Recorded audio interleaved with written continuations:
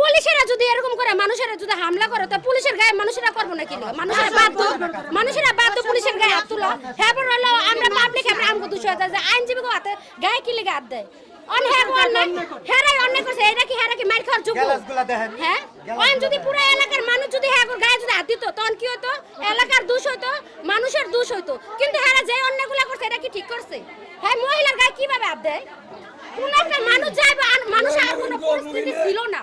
আমার দোকানে থাকে না হ্যাঁ মাথায় এমন ভাবে বাড়ি দিছে মনে করেন হ্যাঁ মাইরা আর কোনো মাথার ভিতর মানুষ বাড়ি দেয় হ্যাঁ মাথার ভিতর বাড়ি দিছে। আমার মামা তো ভাই দোকানের ভিতরে পালাইছে, ও শাটার নামায়া দোকানের ভিতরে পালাইছে। আপনার দোকানের গেট, দোকানের যে শাটারগুলা বাইঙ্গা তারপরে পিটাইছে। আপনি একটু দেখেন, আসেন দোকানটা ভিতরে একটু দেখেন। ওদের স্বপ্ন পূরণে পাশে থাকতে পেরে আমরা গর্বিত।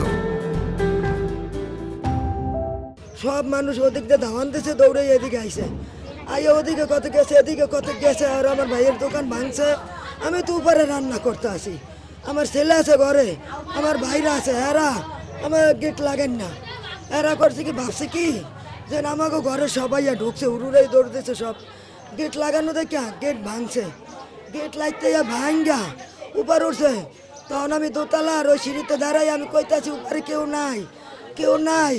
কইতাছি মতন আমার কাছে সুতপারানি সর পুলিশে সুতপারানি সর সুতপারানি ৫-৬টা গাল দিয়েছে। আর এনে বাইরে আমার সুতপারানি এই যে মাথা ফুলাই লাইছে দেখেন বাড়ি মাইরা হ্যাঁ নাতি আসলো নাতিটা কই নাতিটা কইতে পারি না